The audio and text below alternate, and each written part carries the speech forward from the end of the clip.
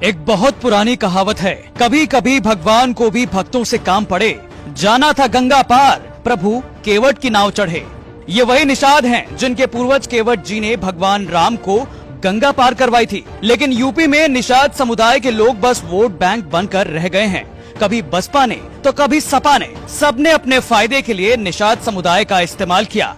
आरक्षण के नाम पर कई वादे किए गए, लेकिन सत्ता मिलने के बाद किसी ने इन्हें पूछा तक नहीं। निषाद वोटों का असर पूर्वी उत्तर प्रदेश की कई सीटों पर है, लेकिन उत्तर प्रदेश के मुख्यमंत्री योगी आदित्यनाथ की कर्मभूमि गोरखपुर में इस जाति के वोटों को लेकर कौतूहल सबसे अधिक रहता है। 2018 में हुए उपचुनाव में भाजपा ने ये सीट गंवा दी थी और सपा, बसपा और निषाद पार्टी के संयुक्त प्रत्याशी प्रवीण निषाद विजयी हुए थे। लेकिन 2019 लोकसभा चुनाव से पहले बीजेपी को ये बात समझ में आ गई कि पूर्वी उत्तर प्रदेश निषाद वोटर को नाराज करके जीतना आसान नहीं होगा। बहरहाल खुद योगी आदित्यनाथ ने निषाद वोटरों को साधने के लिए ये कह दिया कि निषाद समुदाय के लोगों की जो मांग है वो हमारी सरकार बनने पर पूरी की जाएगी। मीटिंग का दौर शुरू हुआ और निषाद पार्टी के कद्दावर नेता संजय निषाद बीजेपी में शामिल हो गए।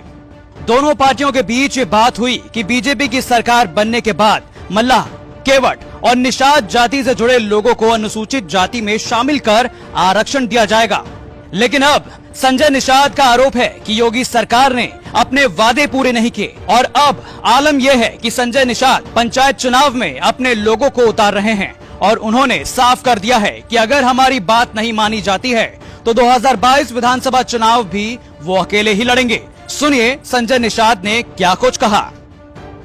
निषाद पार्टी के राष्ट्रीय अध्यक्ष और भाजपा के सहयोगी दल डॉक्टर संजय निषाद एक कार्यक्रम के सिलसिले में जौनपुर में आए हुए हैं। हम उनसे बात करते हैं आने वाले विधानसभा चुनाव या पंचायत चुनाव में गठबंधन के मुद्दे पर और अपनी जातियों को आरक्षण दिलाने के मुद्दे पर उनकी क्या स्ट्रेटजी होगी, इस पर बात करेंगे।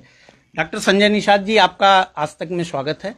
आप बताएं कि किस तरह से आप का कार्यक्रम जो जौनपुर में आपका लगा है, शाहगंज में, क्या है कार्यक्रम? मैंने प्रदेश भर में वोट डलवाया था, भारतीय जनता पार्टी के साथ 2019 में आया था, उपचुनाव में भी आया था। इनका एक मुद्दा आरक्षण का और मझवार, गौड़, तुरैया, खरवार, बेलदार, खरोट, कोली 7 नामों से अनुसूचित जाति की सूची में सूचीबद्ध है। कांग्रेस ने छला, सपा बसपा ने छला, किसी ने इनका काम नहीं किया। केंद्र और राज्य में इनकी सरकार है। इन्होंने वादा किया था, क्योंकि हमारे आने से पहले योगी जब मुख्यमंत्री नहीं थे तो उन्होंने भी सदन में आवाज उठाई थी कि इनके आरक्षण हकदार हैं, ये अनुसूचित जाति में सूचीबद्ध हैं और कांग्रेस और सपा बसपा इनके साथ छल कर रही है। मेरे साथ आए, हम इनको लागू करेंगे। तो 72 घंटे के अंदर अगर सवर्ण भाइयों के अगर गरीबों का हो सकता तो मैं उन्हें बधाई धन्यवाद देता हूं कि जो संविधान में नहीं लिखा था उसे लिखा। लेकिन जो सदियों से उजाड़े गए थे कानून बनाकर, वो जो आरक्षण की सूची में सूचीबद्ध हैं और हाथी ने उन्हें स्टे ले रखा है आज उत्तर प्रदेश में मझवार पर, संविधान गैर संवैधानिक, इनका वकील भाग रहा है। तो आज समाज पूछ रहा है कि भारतीय जनता पार्टी ने जो वादा किया था, योगी जी ने जो वादा किया था, वो वीडियो वायरल हो रहा है। तो हम चाहते, समाज ने निर्णय लिया था, उन्हें जगाने के लिए आया हूं, उन्हें बताने के लिए आया हूं कि भाई आप खड़े होते रहो, आज नहीं कल। जिस तरीके से संविधान से सूचीबद्ध चमार भाइयों की जमीन नहीं कोई खरीद सकता है, उनको कोई रे नहीं बोल सकता है, तो कानून से सुरक्षित है। इनका भी जमीन 1990 से पहले नहीं कोई खरीद सकता था। राजा के बेटे को राजा के बनता है और राजा के पास महल चाहिए। तो हाथी, साइकिल, पंजा, कमल सबको इन्होंने राजा बना दिया। उनके लोगों को महल की जरूरत थी, इनकी जमीन लूटनी थी, इसका नाम इसलिए पिछड़ी जात में डाल दिया। नदियों के किनारे सारे शहर हैं, 160 सीटें हैं, 7 नदियां हैं, ये 18% वोट हैं, लगभग 3 करोड़ वोटर हैं 5 करोड़ की जनता में। आज के दिन में ये आज जो बिल जो आया है, जो विधेयक आया, जो है बजट पास हुआ है, इनका घर छीन लिया। मछुआ आवास था वो लिख दिया। तो अधिकारी ये गुमराह कर रहे हैं भारतीय जनता पार्टी को। ने कोई आयोग ने रिपोर्ट दिया हो कि मछुआरों का आवास बन गया हो तो छीन लो आप। इनकी छुट्टी निषाद राज की छीन ली गई। राम के मुद्दे पर सरकार बनी हो और राम के वंशजों की नाय तोड़ी जा रही हो, अधिकारी बचाए जा रहे हो, आज तालघाट नदी छीना जा रहा हो, इनका आरक्षण नहीं मिल रहा हो, तो जो वादा भारतीय जनता पार्टी ने किया उसे पूरा करना चाहिए। छत्री हैं योगी जी, हमारे गोरखपुर में एक बार हार चुके हैं, फूलपुर, कैराना, नूरपुर हार चुके हैं। निषाद गुस्से में आता है तो बड़ा बड़ा अंग्रेजों का साम्राज्य खत्म कर दिया। गुस्से में आया, कांग्रेस खत्म हो गई, छूना बंद कर दिया, दोस्ती बंद कर देता है। भाई राम बड़े दोस्त थे, राम के, निषाद राज, तो हम लोग दोस्त बनते हैं, अंतिम तक गले रहते हैं जब तक वो न हटा दें। साइकिल ने दोस्त बनाया था अब साइकिल देख तो छूना बंद कर दिया, पंचर हो गई, हाथी छूना बंद कर दिया, कहाँ चली गई। तो जो जो इनके आरक्षण के मुद्दे पर धोखा किया है वो धोखा खाया है। तो निषाद पार्टी भारतीय जनता पार्टी की मित्र है, आज भी मित्र है, आगे भी रहेंगे। मैं उनको आगाह सचेत कर रहा हूं कि समाज को गुस्सा न लगाएं, ये अधिकारी कर्मचारियों के जो बिचौलियां हैं उनके गुमराह में न आवे, मुगालते में न रहें। निषाद समाज हमारे साथ है, समाज मेरे साथ था। पहला चुनाव लड़ा एक विधायक है, हमने 6.5 लाख वोट पाया, 4-4 हजार से हाथी साइकिल हार गई। सत्ता में भारतीय जनता पार्टी आ गई, वो सोचे हमारे साथ है। गोरखपुर में उपचुनाव लड़े, योगी जी हार गए। फिर हम मोदी, फिर वो भी मुगालते में आ गए, सपा बसपा के निषाद मेरे साथ हैं। फिर जब मेरे साथ है निषाद, देख लो हाथी साइकिल, मुलायम यादव मुसलमान एक हो गए, फिर भी हम मोदी के साथ खड़े हो गए, जीत गए। तो हम कहते आज समाज मेरे साथ है। 1 करोड़ हस्ताक्षर अभियान चल रहा, 1 करोड़ लोगों को सदस्य बनाया जा रहा, और उसको सदस्यता हस्ताक्षर अभियान गत्ते में भरकर खून से लिखा हुआ पत्र योगी जी के पास जाएगा कि इस देश को आजाद कराने में कानून से उजाड़े गए लोग हैं, इन्हें कानून से बचने का अधिकार संविधान में दिया हुआ है। संविधान लागू होना चाहिए, संविधान समस्याओं का समाधान है, उसके गेट पास वोटर के पास है। मोदी जी, योगी, माया, मुलायम सबके गेट पास वोटर के पास है। वोटर आज बेहोश है, पॉलिटिकली बेहोश है, इन्हें हम होश में लाने के लिए एक प्रोग्राम बनाए हूँ, reach the voter and teach the voter, treat the voter and teach the voter and cast the voter. हम उन्हें जा रहे हैं, हमारे कार्यकर्ता जा रहे हैं, क्योंकि एक राजनीति अस्पताल होता है। ये लोग गए कांग्रेस के पास, उसने सब निकाल लिया, गुर्दा फेफड़ा सब। ये लोग गए सपा के पास, बसपा के एम्बुलेंस में बैठ गए, उन्होंने भी ले जाके दिल्ली में उनका सब कुछ सत्यानाश करा दिया।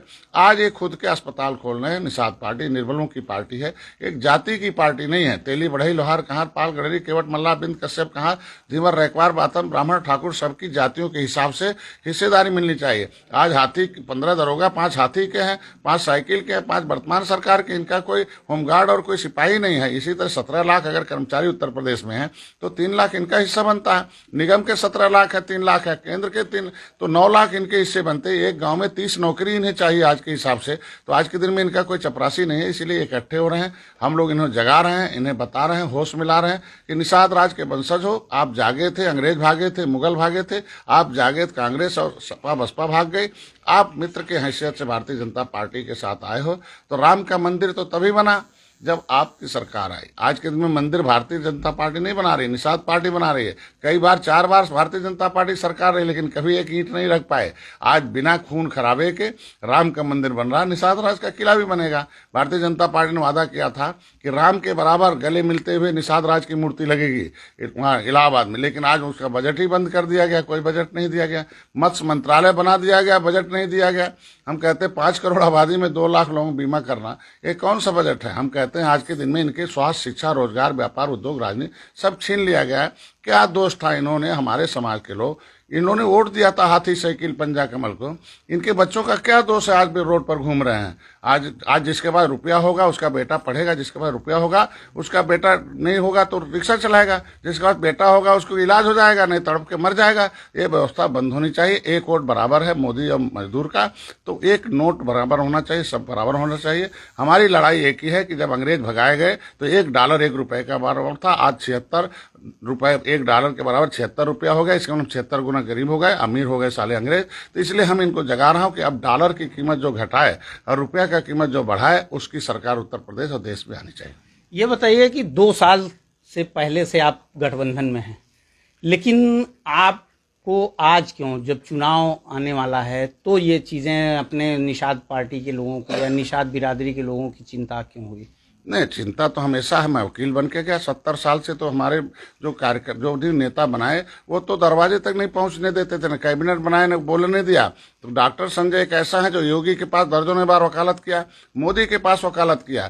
मैं वकील ही बन सकता हूं ना, जजमेंट तो उनको करना है। अब तो जनता के पास जाएंगे, भाई अगर तुम्हारा जजमेंट नहीं बनता है तो जज बदल दो, अपना जज बैठाओ, अपने पक्ष में दिखाओ। जैसे दलितों ने अपना जज बनाया मायावती को, यादव भाइयों ने जज बनाया मुलायम सिंह को, उसी तरीके से समाज हमारा 18% है, 2022 में जज बना देगा। हम कहते हैं सबको मुख्यमंत्री बना दिया, तो निषाद के बेटे को भी मुख्यमंत्री बनने का हक है ना, और अपने आप जजमेंट हो जाएगा, किसी से मांगने की जरूरत नहीं है।